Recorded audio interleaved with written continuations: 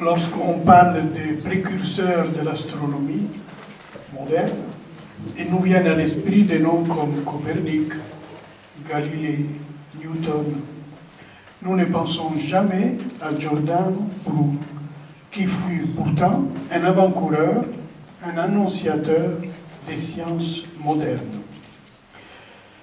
Lui qui disait, avec ses mots de philosophe et de théologien de son temps, ce que les scientifiques d'aujourd'hui nous disent lorsqu'ils nous parlent de l'univers.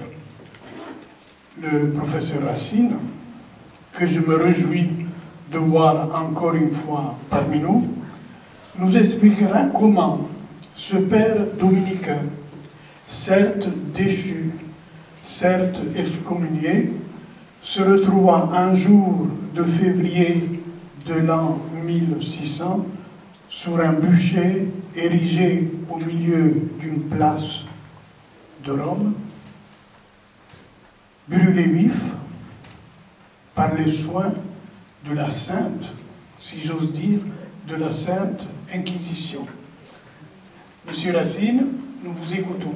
M'attaquer à Giordano Bruno, je le vois surtout à partir évidemment des faits historiques qui me sont plus familiers que la pensée profonde même de Giordano Bruno. Ce Giordano Bruno, il faut savoir que c'est un personnage qui a eu une vie mouvementée. Il est né à Nola en 1548.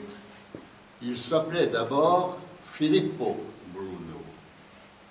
Et puis, il est entré chez les Dominicains en 1565, il est né en 1548, il avait donc 17 ans. Et chez les Dominicains, qu'est-ce qu'on étudie? Eh bien, on étudie surtout saint Thomas d'Aquin, le thomisme.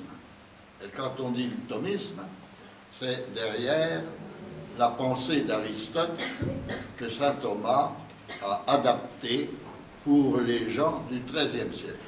Mais c'est toujours comme ça chez les dominicains encore de nos jours.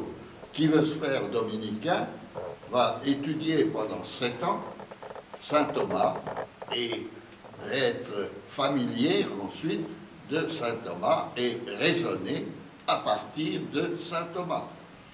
Il est entré chez les dominicains, mais vous savez, chez les dominicains, tout le monde ne s'y plaît pas. Et il y a des gens qui en sont rejetés, il ne faut pas l'oublier, même encore de nos jours, quand ils veulent justement faire profession de foi religieuse.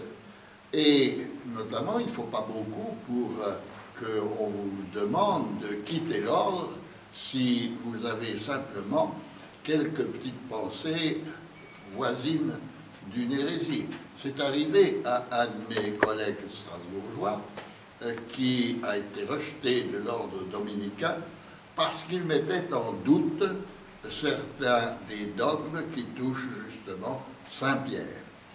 Ce qui n'a pas empêché de rester un croyant, pratiquant, mais vous voyez qu'il n'est pas toujours facile de faire carrière chez les dominicains. Puis, chez les dominicains, vous savez, il y a beaucoup de gens aussi qui, dans leur carrière, ont beaucoup d'ennuis avec la papauté, encore de nos jours. C'est pas si vieux qu'il y avait 2 personnages particulièrement importants de l'ordre dominicain qui ont été réhabilités fort heureusement par le Concile de Vatican II. Il y a le Père Chenu, un des très grands théologiens et un des très grands connaisseurs de la théologie du Moyen-Âge. Et puis, il y a aussi le Père Congar, autre grand théologien, que le Vatican a fini à 90 ans par reconnaître cardinal. Être reconnu cardinal à 90 ans, vous savez très bien qu'au-delà de 80 ans, être cardinal, ça n'est pas un très grand honneur, étant donné que vous ne participez pas, au-delà de 80 ans, à l'élection des papes. Et c'est tout de même un des grands traits, si je puis dire, d'être cardinal que de pouvoir élire Alors, Giordano Bruno n'est pas resté très longtemps dans cet ordre dominicain. Il l'a quitté en 1576. Vous voyez, il est entré en 1565.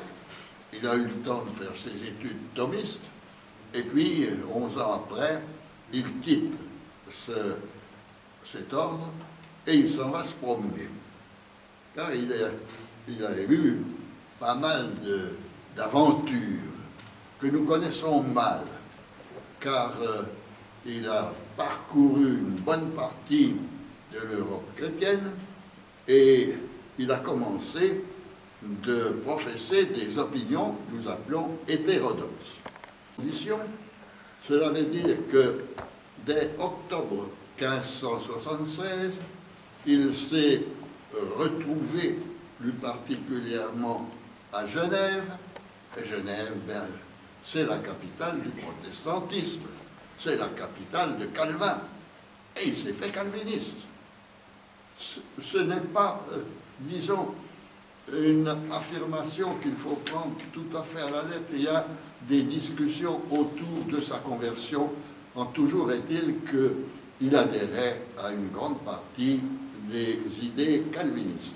Alors, depuis Genève, eh bien, il s'est promené passablement et on le retrouve par exemple en 1582 à Paris, où il a fait des leçons à un collège qui dépendait de la Sorbonne, qui s'appelle le collège de Cambrai. Et puis on le retrouve aussi alors à Toulouse, on le retrouve à Lyon, on le retrouve à Londres, à Oxford. Il est revenu à Paris en 1586. Il s'est promené ensuite dans les pays germaniques. Il est allé à Nuremberg, à Wittenberg, chez Luther. Il est allé à Mayence, à Prague. Prague, c'est quand même une ville allemande, quoi qu'on dise à cette époque-là. À Francfort. Donc, c'est quelqu'un qui a été admis dans toutes ces villes. Et lui-même, d'ailleurs, s'est défini, c'est une des rares fois où il emploie la langue italienne, il dit « Je suis academico da nulla parte », académicien de nulle part.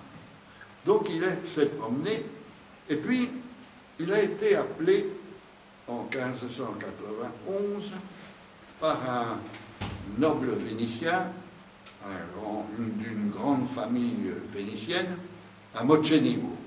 Mocenigo, il y a plusieurs doges de cette famille Mocenigo, et ce Giovanni Mocenigo l'a appelé pour faire des leçons de mathématiques, des leçons de géométrie, plus exactement, et ce Giovanni Mocenigo a été effrayé par le volume que notre Giordano Bruno a sorti. Le titre de Giordano, il l'a pris quand le prénom de Giordano, il l'a pris quand il est entré chez les Dominicains. Giordano Bruno. Auparavant, c'était Filippo. Et ce Giovanni Mocenigo, effrayé par son ouvrage qui s'appelle De Monade, de la monade, l'a dénoncé à l'Inquisition. L'Inquisition de Venise, qui n'était pas une mauvaise inquisition comme on a l'habitude de le voir, elle était très tolérante à Venise, l'Inquisition. L'Inquisition de Venise l'a malheureusement transmis à Rome. Et à Rome, il a été emprisonné pendant 8 ans, avant d'être condamné à mort. Il a été torturé, il a été questionné, il a répondu d'ailleurs souvent avec bravoure aux questions qui lui étaient posées. Et là, à Rome, le 8 février 1600, il a été condamné à mort parce que, comme les gens de l'Inquisition ont l'habitude de dire, il était un hérétique, impénitent, opiniâtre et obstiné. Donc, 8 février, il est donc condamné à mort. Et puis, quelques jours après, le 16 février, c'est le lendemain du mercredi de décembre, il a été porté sur le bûcher au Campo dei Fiori à Rome, c'est-à-dire là au cœur même de cette ville où, disons, la papauté s'était très largement implantée depuis longtemps, et surtout une famille, la famille Farnèse, car sur le Campo dei Fiori, c'est le Palazzo Farnèse, qui est tout simplement le palais de l'ambassade de France à Rome. En même temps que c'est d'ailleurs le siège de la grande bibliothèque de l'école française de Rome. Donc, le 16 février 1600, Giordano Bruno a été brûlé. Alors pourquoi a-t-il été brûlé? Si l'on regarde sa bibliographie, la majeure partie des ouvrages qu'il a donnés et publiés, et nous sommes désormais dans le monde de l'imprimerie à cette époque, la majeure partie date des années 1580 à 1591, en 11 ans. Et puis le dernier, donc, qui remonte à 1592. Ces ouvrages comportent ils ont été réunis, ils sont presque tous en latin. Il y en a un ou deux qui sont en italien. En français, il n'y en a pas énormément qui aient été traduits. On a traduit certains ouvrages comme le banquet des... attendez, je recherche parce que ma mémoire n'est pas toujours très fidèle. Et le banquet des cendres. Le banquet des cendres qui a été traduit à Montpellier en 1986. Puis on a traduit également l'infini, l'univers et les mondes. Et ça c'est important parce que tout à l'heure je ne vais parler que d'infini. Et donc voilà l'ouvrage clé, si je puis dire, pour la pensée de Giordano Bruno. L'infini, l'univers et les mondes, ça a été traduit à Paris en 1987. Les autres ouvrages sont moins intéressants, ils sont souvent d'ailleurs polémiques, et puis ils sont plus ou moins d'ailleurs sur un mode familier. On a des ouvrages comme L'expulsion de la bête triomphante, qui est un dialogue satirique, est traduit à Paris en 1979. Nous avons là quelques-uns des ouvrages, donc à partir desquels, en français, on peut se renseigner. Toute l'œuvre est traduite en italien pour ceux qui auraient l'occasion, bien entendu, de s'adresser à Giordano Bruno pour le connaître plus en détail. Donc c'est une œuvre qui peut être consultée donc, dans sa langue. D'autre part, alors, Giordano Bruno, on a l'habitude de dire qu'il adhérait, qu'il était un des familiers de l'héliocentrisme de Copernic. J'aurais beaucoup à modérer cette affirmation. Mais ce qui est important, c'est que Giordano Bruno, après sa mort, il y a une nuit totale sur son œuvre jusqu'à l'Europe des Lumières du XVIIIe siècle. Là, on s'est réinstallé dans son œuvre, et là, c'est des gens comme Leibniz ou comme Diderot en France qui ont remis à l'honneur la pensée de Giordano Bruno. Mais c'est surtout au XIXe siècle que Giordano Bruno a été vraiment fêté. On en a fait un savant, et un savant qui mettait en cause justement un certain nombre de croyances de la papauté. C'est le temps où l'anticléricalisme faisait beaucoup de progrès à travers les sociétés européennes. Et puis ce sont aussi les philosophes allemands qui se sont intéressés à Giordano Bruno parce qu'il y avait cette réflexion sur l'infini et sur les relations entre l'univers et Dieu. c'est plus particulièrement Hegel, bien entendu, et Schelling qui ont remis à l'honneur, dans le cadre du XIXe siècle, la pensée de Giordano Bruno. La démarche intellectuelle de Giordano Bruno, sur laquelle nous allons maintenant porter notre attention, cette démarche, je voudrais l'analyser en trois grands points. D'abord, le premier point que je voudrais mettre en avant, c'est plus particulièrement sa pensée sur l'univers infini. Et puis de cet univers infini, nous allons alors passer à l'infinité cosmique que a mis en avant justement Giordano Bruno en dépassant à ce moment-là l'héliocentrisme de Copernic.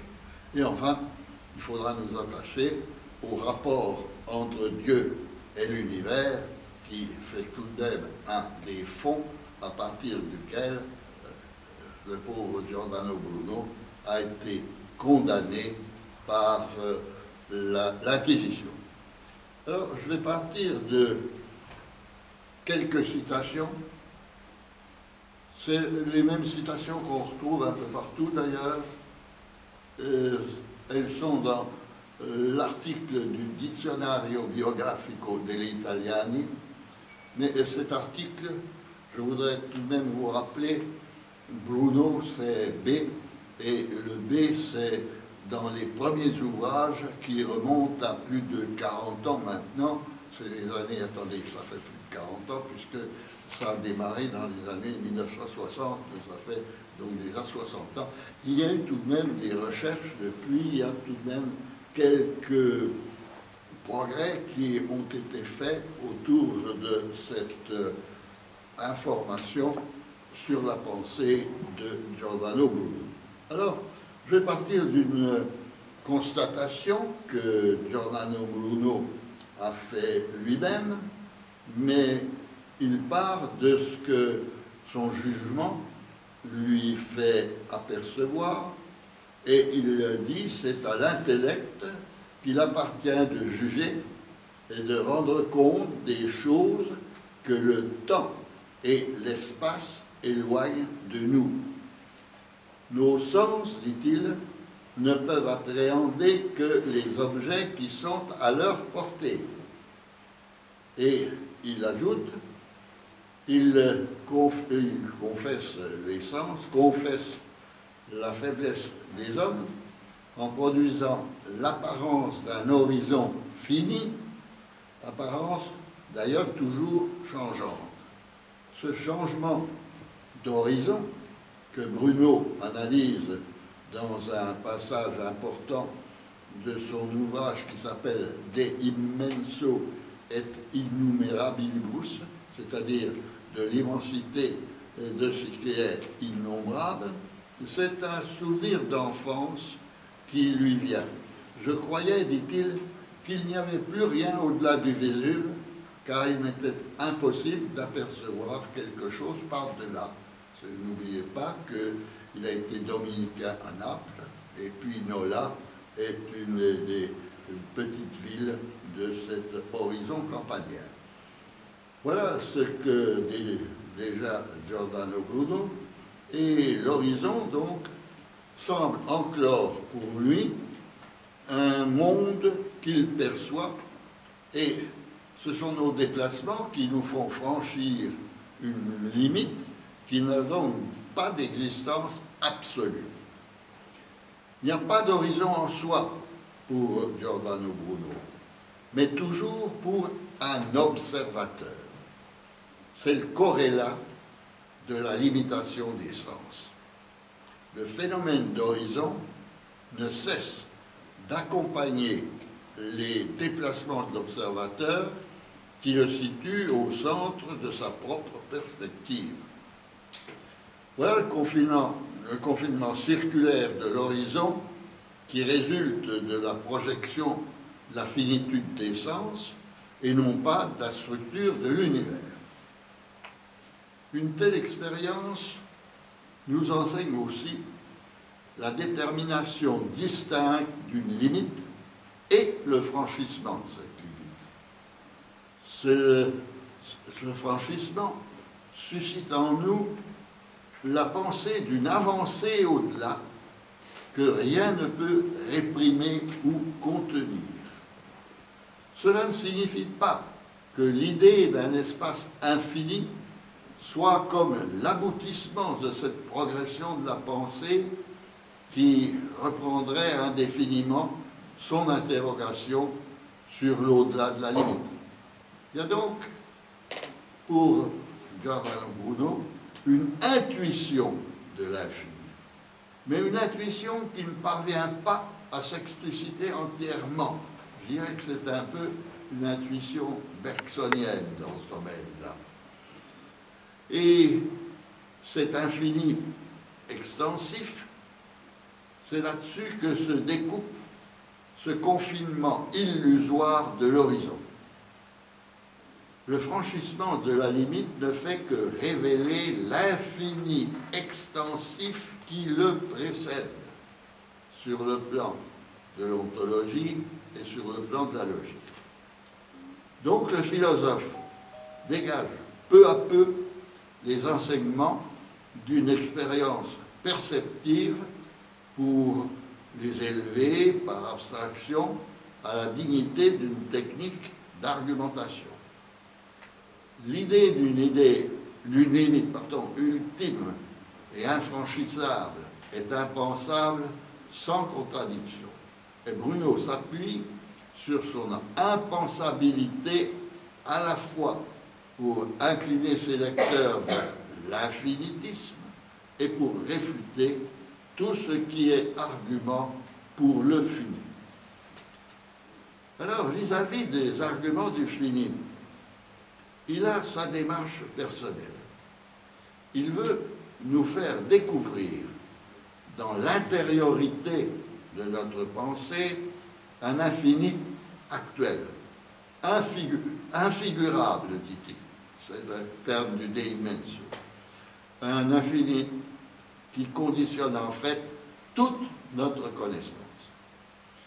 Il a étendu sa réflexion sur tout ce qui est limitation aux dimensions de la cosmologie, la connaissance du monde, autrement dit, en assimilant peu à peu l'œuvre de Copernic, mais à travers une lecture critique de Copernic, et une lecture qui n'est pas orthodoxe pour ce savant qui désignait une aurore nouvelle avec le retour du soleil dans le monde tel qu'il le concevait.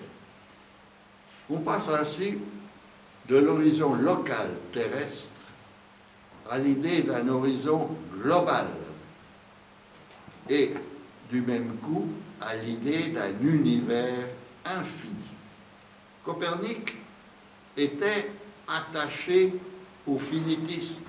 Il était encore par beaucoup de côtés aristotélicien et il s'appuyait sur le principe de la relativité optique pour montrer que le mouvement de la Terre est aussi plausible que celui de la sphère des fixes. Bruno admet, comme Copernic, le mouvement de la Terre. Toutefois, il argue de la relativité de ses apparences observationnelles et il remet en cause l'existence des étoiles fixes. Si c'est la Terre qui tourne et non la sphère des fixes, cette dernière n'est plus qu'une illusion produite par ce mouvement de rotation axiale de notre planète. Donc Bruno brise la sphère des fixes de Copernic, avant tout juste de l'immobiliser. Avec Bruno, le ciel disparaît et à la place du ciel, l'espace arrive. Dès lors, surgit une autre question, de savoir si cet espace cosmique est fini ou infini. Et je reprends ici les termes de Bruno. Dès que nous avons reconnu que le mouvement mondain apparent est dû au mouvement diurne réel de notre Terre, aucun argument ne nous forcera à accepter l'opinion vulgaire que les étoiles sont équidistantes de nous, qu'elles sont comme clouées et fixées sur la 8e sphère. Donc, si Copernic a contribué à la réflexion cosmologique de Bruno, pour Bruno, il a eu tort de borner sa recherche au seul système solaire. Copernic s'est bien interrogé, c'est vrai, dans son ouvrage De Revolutionibus Orbium Celestium, qui est de 1543, sur les dimensions de l'univers. Et il a reconnu avec une grande rigueur que si l'on pose bien sûr le mouvement de la Terre, le ciel, par comparaison avec la Terre, est immense et offre l'aspect d'une grandeur infinie. Et pour l'estimation du sens, la Terre est par rapport au ciel ce que le point est au corps et le fini à l'infini. Donc, Copernic connaissait bien l'incommensurabilité de la Terre par rapport au reste de l'univers, tout comme Archimède et d'autres savants de l'Antiquité. Copernic avait bien saisi la difficulté de trancher entre un univers fini et un univers infini. Et Copernic est resté fixé au culte de la sphéricité de la Terre. C'est ce qui a inhibé en lui toute remise en question de l'existence et de la non-existence de la sphère des fixes pour Bruno Giordano. En ce sens, si on regarde de près la philosophie naturelle de cette époque sur le modèle issu de Platon, d'Aristote, Ptolémée et jusque donc au Moyen-Âge, on peut dire que la sphéricité du monde était enclose dans une invariance géométrique et était symbole d'éternité. Et depuis 2 millénaires, c'était en quelque sorte le paradigme de la perfection. Pour Bruno, la réduction de l'illusion géocentrique et géostatique a porté non seulement, comme chez Copernic, sur le mouvement apparent de la sphère des fixes, mais aussi sur l'existence même de la sphère, et voilà ce que dit Bruno. Comme nous avons reconnu le mouvement de la Terre, nous savons que ces mondes, il s'agit des étoiles, ne sont pas équidistants d'une autre, comme c'est le cas pour un déférent. Ces mondes ne sont pas comme encastrés dans une seule coupole, notion ridicule que les enfants pourraient avoir, imaginant peut-être que si ces mondes n'étaient pas attachés à cette tribune et surface céleste par quelques bonnes colles ou cloués par quelques clous solides, ils nous tomberaient dessus comme une grêle. Dès lors, pour Giordano Bruno, il n'y a plus de sphère emboîtée. Et dès lors, Bruno se rendre compte de la cause des mouvements des mondes innombrables autour des soleils respectifs. Il a l'idée que nous avons maintenant, mais que les hommes du XVIIe siècle ne pouvaient pas concevoir. Et Bruno était beaucoup trop en avance dans ce domaine sur son temps pour qu'il puisse être compris et qu'il puisse être accepté dans le monde chrétien qui était celui du XVIIe siècle. Bruno ne se contente pas de critiquer le réalisme naïf des gens qui se réfèrent à Aristote, et il réfute leur finitisme cosmologique. Il déplore aussi tout ce qui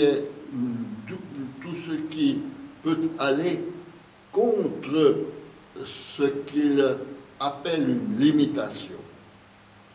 Et là, il faut bien dire qu'il a trouvé son inspiration dans la théologie d'avant, bien avant la période moderne, puisqu'il a trouvé son inspiration chez Nicolas de Cus, qui est un théologien de la fin du Moyen-Âge, du XVe siècle, et l'idée que la limitation du fini implique nécessairement autre chose que lui-même, ce qui rend absurde et contradictoire dans les termes la notion de limite ultime et absolue, cela veut dire tout simplement que Bruno avait déjà trouvé un certain nombre d'éléments qui lui permettaient d'avancer vers son infini. Et voilà ce que je lis là encore de Giordano Bruno. Si quelqu'un avançait la main au-delà de cette convexité du monde, cette main ne serait en aucun lieu de l'espace et ne serait nulle part. Par conséquent, elle n'aurait plus d'existence. J'ajoute à ceci qu'aucune intelligence ne saurait concevoir cette affirmation péripatéticienne sans contradiction. Péripatéticienne, c'est tout simplement tout ce qui résulte d'Aristote, des disciples d'Aristote. Voilà l'image, donc, d'une longue tradition que Bruno a complètement mis par terre. Et c'est Bruno qui montre encore que l'intellect dépasse toutes les limitations que perçoivent nos sens finis et qu'il ne trouve en lui-même aucune raison de s'arrêter dans ce dépassement. Et il le dit lui-même, « Je fends les cieux et je m'érige à l'infini ». Il faut dire que dans ce domaine, le XVIe siècle avait tout de même été aux prises avec des études que ne pouvait pas ignorer Giordano Bruno. Il y a en effet une grande comète qui est tombée sur la Terre en 1577, qui a été l'objet d'ailleurs de plusieurs commentaires, et puis il y a aussi d'autres comètes de 1582 et 1585 que le Danois Tycho Brahe a plus particulièrement mis en avant. Et ce sont des arguments observationnels dont Bruno a fait largement écho dans ce De Immenso, dans le de l'immensité, et qui viennent en quelque sorte confirmer tout ce qu'il disait contre les sphères cristallines emboîtées, contre la distinction aristotélicienne d'un monde sublunaire et d'un monde supralunaire, et enfin contre le dogme traditionnel de l'incorruptibilité des cieux. Et puis une autre argumentation théologique à qui s'en est pris et en même temps en s'en inspirant Giordano Bruno. Il s'est référé aux scolastiques du XIVe et XVe siècle qui voulaient prouver l'existence du Dieu biblique à partir de la contingence du monde clos d'Aristote. Et Giordano Bruno considère que le Dieu infini de la théologie chrétienne implique nécessairement l'existence d'un univers infini et d'une pluralité infinie de mondes. Toujours cet infini qu'a mis en avant, et Dieu sait que nos physiciens, à l'heure actuelle, nous mettent en face justement de cet infini, avec le dernier boson de Higgs, mais déjà avec d'autres particules. On n'a pas encore fini de bien comprendre tout ce qui est justement l'infini que Giordano Bruno mettait en avant à cette époque-là. Et alors, pour Giordano Bruno, il considère que le Dieu infini de cette théologie chrétienne implique justement obligatoirement l'existence d'un univers infini. Univers infini parce que, dit-il, Dieu est infiniment bon et tout-puissant, et Dieu ne peut que peupler l'espace infini d'une pluralité infinie de mondes. Voilà le genre d'argument que donc on appelle le principe de plénitude, et Bruno présente ainsi une cosmologie infinie. Donc, dit Bruno, qui nie l'effet infini, ni la puissance infinie. C'est encore cet argument qu'il a avancé devant l'Inquisition déjà à Venise. Je jugeais chose indigne, dit-il, de la bonté et de la puissance divine, qu'elle pût se contenter de produire un seul monde fini. En Dieu, tout est en acte, donc il n'y a chez lui rien de possible qui n'accède à l'existence, alors que chez les êtres finis, mondains, la potentialité est distincte de l'actualité. Bruno est donc allé de la relativité des apparences observationnelles à l'univers infini. Mais, et c'est corrélatif, l'infinitisation de l'univers entraîne pour Bruno la relativisation des termes qui, dans la perspective d'Aristote, étaient considérés comme opposés. Une subversion s'opère du même coup des valeurs et des oppositions établies dans le traité du ciel d'Aristote. Il nie tout ce que Aristote pouvait avancer, et ce qui était chez Aristote envisagé comme total, global, absolu, chez Bruno, tout devient local, partiel, relatif et multiple. Dans cet univers infini, tous les points d'espace sont équivalents. Il n'y a pas de lieu privilégié, il n'y a pas de direction de qualité absolue. Les couples opposés comme haut, bas, centre, périphérie, droite, gauche, repos, mouvement, tout ça devient arbitraire, relatif à un système déterminé. Et du même coup, cela nous ramène à une homogénéisation de l'espace, contrairement à la théorie d'Aristote.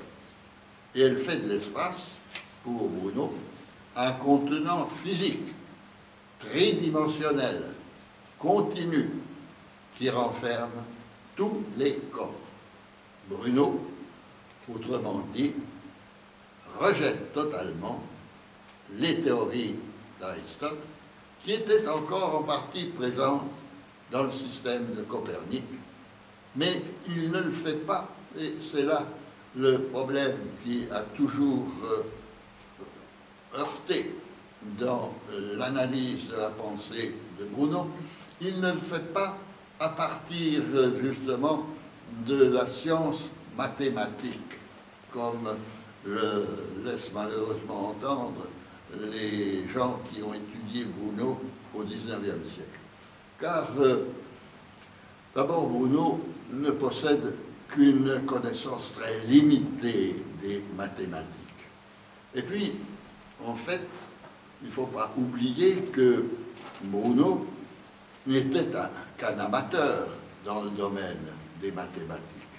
Il a toujours reproché aux mathématiques de n'avoir aucune prise sur la réalité physique, et les mathématiques, pour lui, se contentent de sauver les apparences. Bruno ne préfigure pas du tout l'œuvre de Galilée. Alors, de l'infinité cosmique, eh bien, il est passé à l'infinité divine. Et il a essayé de montrer comment Dieu entrait dans sa théorie de l'infini. Bruno avait deux infinis qui se heurtaient mutuellement. D'abord, j'ai évoqué Nicolas de Cuse, et Nicolas de Cuse, déjà, était en face d'un thème très important pour sa philosophie, c'est le thème de Dieu et l'univers. Et Nicolas de Cuse, dans ses premiers ouvrages, avait clamé déjà l'infinité de l'univers et l'infinie pluralité des mondes. Mais Bruno est le théoricien, lui, vraiment, de l'infinité divine.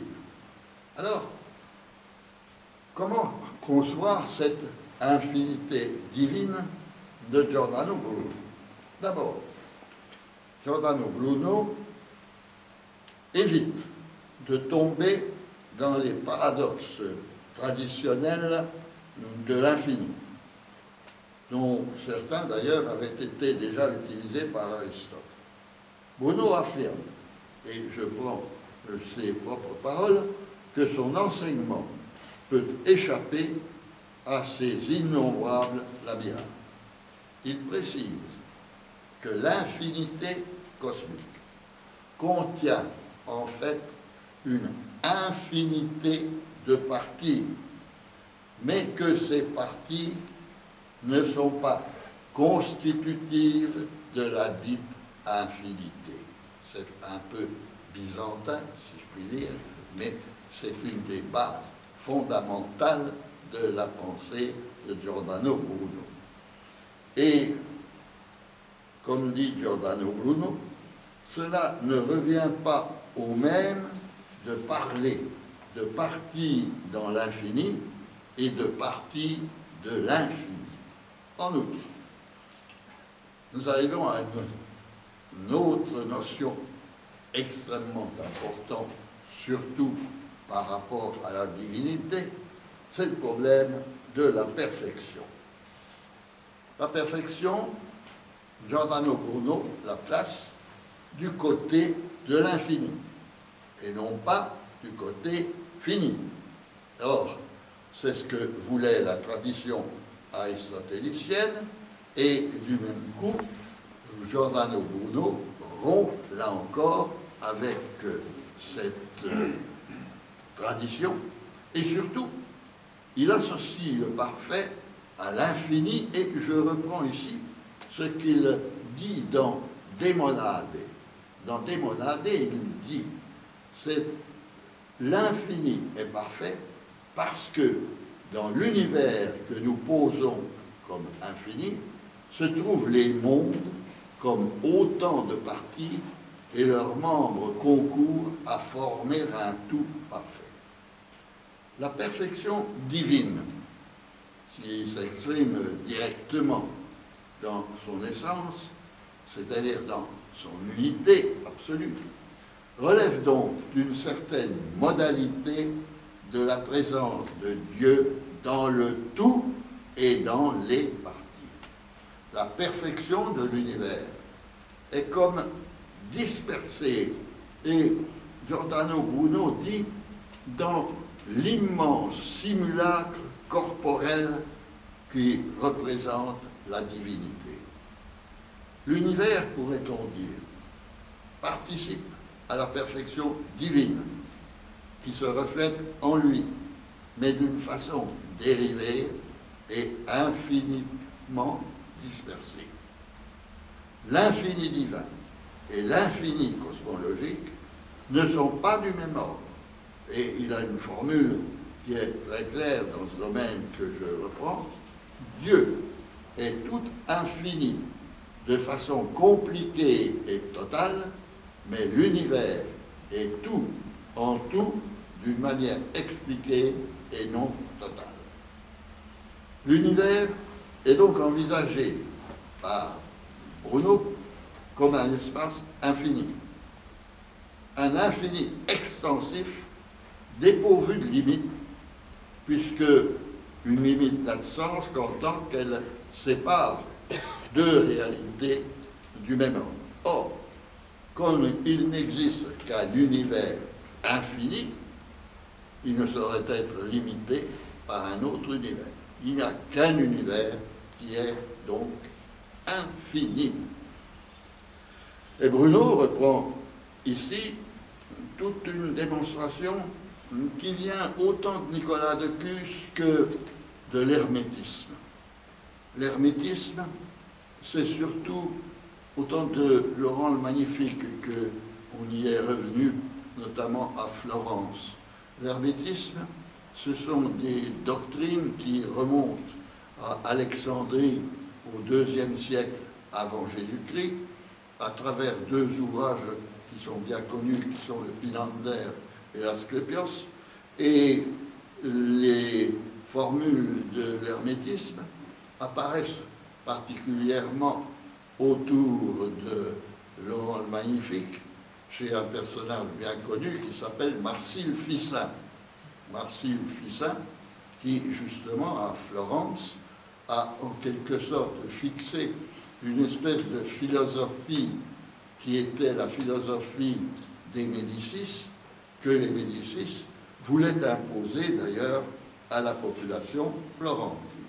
Toujours est-il que Giordano Bruno, s'inspirant de l'hermétisme, en est venu à affirmer l'infinité de Dieu par une démarche directe et positive, tandis que, pour lui, l'infinité cosmique résultait d'une démarche directe et positive.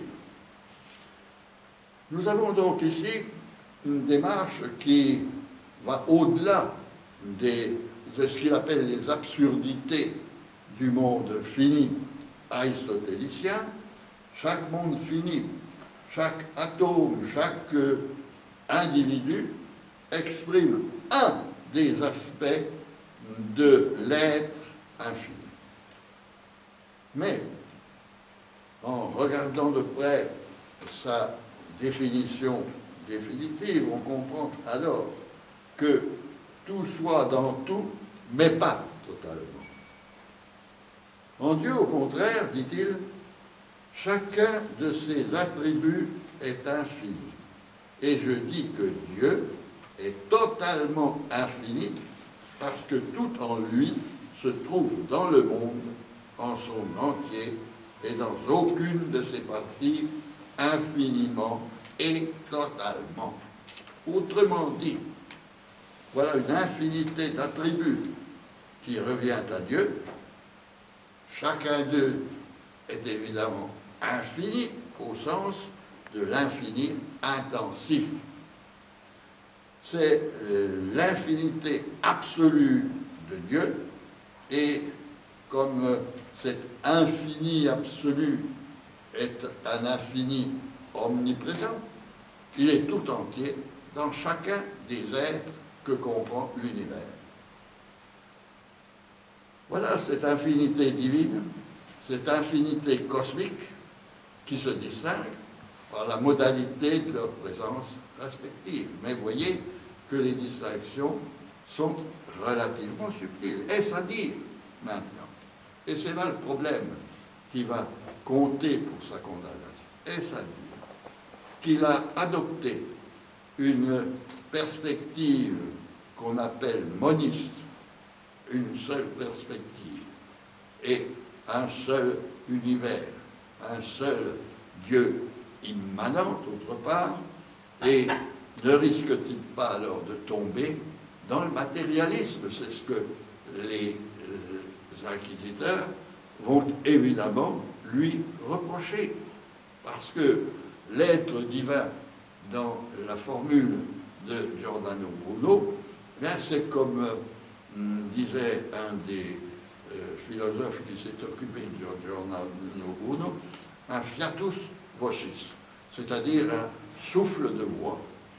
Alors, Dieu revient-il à une abstraction creuse, simplement destinée à masquer son athéisme? D'après les rapports posés par Giordano Bruno entre Dieu et l'univers, sa pensée semble s'infléchir nettement dans le sens du monisme. Et il le revendique comme tel, mais il précise que son monisme n'a aucun rapport avec le matérialisme athée, et il le dira ouvertement devant l'Inquisition. Alors, dernier point que nous faut étudier, l'évolution de la pensée de Bruno. Comment voit-il les rapports entre Dieu et l'univers? Ces rapports, on les a déjà plus ou moins entreaperçus à travers Nicolas de Cus, et puis surtout à travers les textes qui venaient de Marcille Ficin. En fait, Bruno a cherché dans tous ses écrits des moyens qui lui permettaient d'attaquer l'aristotélisme officiel. En incorporant à sa pensée justement tous ces éléments, il n'a fait que verser du vin dans les vieilles outres de l'époque du Moyen-Âge, mais il a rejeté vigoureusement le dualisme créateur-créature, où Dieu intervient pour agir en dehors sur l'univers. Dieu n'est pas une intelligence extérieure qui fait tourner d'un mouvement circulaire l'univers. Je reprends ici, bien entendu, l'héliocentrisme. Car, dit Bruno, Dieu doit être plus digne de lui d'être principe interne de mouvement, qui est la nature propre, l'espèce propre, l'âme propre que possèdent tous autant qu'ils sont les êtres qui vivent en son sein et en son corps. Copernic avait immobilisé la sphère des fixes, et la nouvelle cosmologie n'a donc que faire de ce premier moteur extérieur qui aurait été celui de Dieu pour lancer le monde. C'est la théorie de Voltaire, si vous voulez. Et ce que l'on aperçoit ici, c'est justement chez Bruno la trace d'un Dieu personnel qui a librement créé de rien ex nihilo l'univers et qui a envoyé ensuite son Fils pour nous sauver. Voilà le sens du Dieu de Bruno, qui n'est pas du tout celui de la révélation biblique.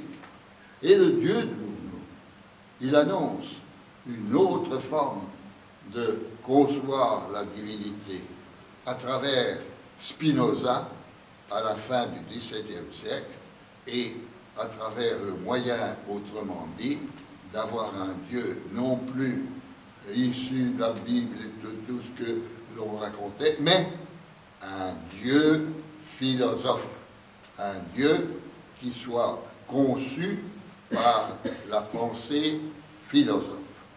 Et comme dit Bruno, et je reprends ici une de ses expressions, il n'existe pas d'artisan qui préside d'en haut et qui de l'extérieur ordonne et façonne tout. En réalité, l'unité divine façonne bien l'univers de l'intérieur. C'est une sorte d'art vivant. La fiction de la transcendance divine, ben, c'est la fiction d'une conception qui place l'artisan à l'extérieur de sa matière. Et c'est ça que dit très clairement Bruno. L'art est extérieur à la matière, la nature est à l'intérieur de la matière, la nature agit plus intimement en toute chose que celles-ci ne sont intimes à elles-mêmes. Et elle est principe de l'être, source de toutes les espèces, esprit, Dieu, être, un, vrai, destin, raison, ordre. Nous avons ici, autrement dit, la suggestion par Bruno que Dieu est ce qui vivifie de l'intérieur les êtres naturels, ce qui les relie entre eux dans un ordre commun de co-appartenance, et nous avons ici, autrement dit, un univers qui est véritablement infini et un univers où la distinction qui sépare l'essence de l'être, c'est-à-dire du Dieu de l'univers, n'est qu'une distinction de raison. Voilà cette unité que nous avons dans le Dieu de Bruno, l'unité de l'être, qui s'explique à travers l'immensité cosmique et la multiplicité infinie des mondes innombrables, qui se compliquent dès lors que l'esprit remonte de la multiplicité infinie des êtres à leur cause, à leur principe et à leur unité.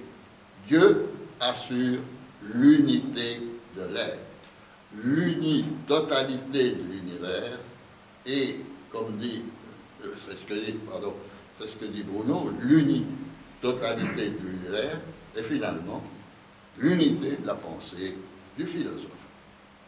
Dieu est tout à fait indispensable à la philosophie de Bruno, quoi qu'on puisse dire de son athéisme ou de son matérialisme. Mais cette unité fonde la cohérence du tout et de la doctrine de l'infini. Alors, pourquoi finalement Bruno a-t-il été condamné et comment tout cela se passe? Il faut d'abord se rappeler le temps où Bruno a vécu. Ce temps où Bruno a vécu, c'est le temps de la réforme de l'Église. Alors, ce terme de réforme, il y en a des réformes dans l'Église, mais elles n'arrivent jamais à se réformer, l'Église. Réforme grégorienne, réforme tridentine, et puis nous avons maintenant l'aggiornamento. Et vous voyez où on est l'Église à l'heure actuelle, et ce qu'elle peut représenter dans le cadre du monde actuel. Alors, réforme de l'Église, ben oui, et réforme de l'Église tridentine qui s'est raidie. Chaque fois qu'elle se réforme, l'Église, elle se raidit. Elle se raidit face au monde extérieur. Je n'invente rien. Et vous avez le monde actuel, où il n'y a pas une Église qui soit plus raidie, si je puis dire, que celle du pape, non pas Benoît XVI, mais surtout Jean-Paul II, qu'on a béatifié, pardon, il n'est pas encore sanctifié, fort heureusement, qu'on a béatifié à tort, et avant même que le temps soit vraiment passé et qu'on ait fait l'inventaire de sa vie et de son œuvre. Alors, cette Église, vous la voyez ici, devant la réforme protestante, vous la voyez essayant de redéfinir son dogme, essayant de lutter contre ceux qui, justement, s'en prennent à son dogme. Et puis, alors, il y a eu ce Concile de Trente. Ce Concile de Trente qui a duré si longtemps. Pas oublier que nous sommes ici à un moment où les papes et les empereurs ne s'entendent pas très bien, mais c'est vrai que depuis longtemps, papes et empereurs avaient toujours des ennuis les uns les autres. Et cette réforme tridentine telle qu'elle s'est affirmée, elle s'est affirmée dans son dogme, alors qu'elle n'a fait que répéter ce qui avait été déjà dit au Concile du Latran de 1215, le 4e Concile du Latran de 1215. Elle a répété aussi qu'elle ne pouvait tolérer que la Bible qu'elle imposait. Elle s'en prenait aux Bibles protestantes. Et n'oubliez pas que jusqu'à Jean 23, la Bible, dans la lecture que l'Église imposait aux chrétiens, j'en ai été, cette lecture était une lecture triée. Et il a fallu attendre justement l'arrivée de ce Concile du Vatican pour qu'on revienne enfin à la véritable Bible et qu'on passe par-dessus les Bibles protestantes que moi je disais quand j'étais étudiant, parce qu'on n'avait rien d'autre pour nous permettre d'accéder à ce moment-là à une Bible qui puisse nous permettre de concevoir la divinité de l'Ancien Testament.